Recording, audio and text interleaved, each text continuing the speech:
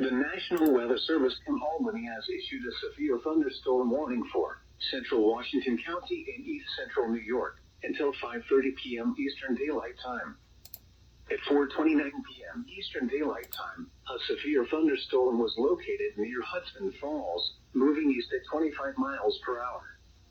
Hazard, 60 miles per hour wind gusts and quarter-size hail. Source, radar indicated.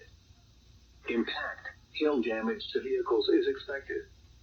Expect wind damage to roofs, siding, and trees. Locations impacted include Hudson,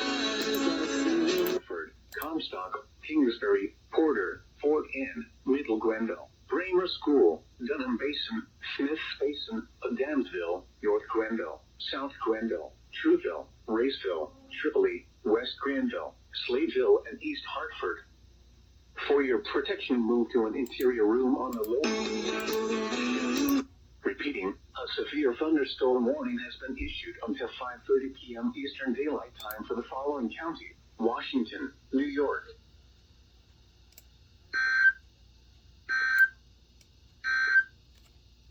What?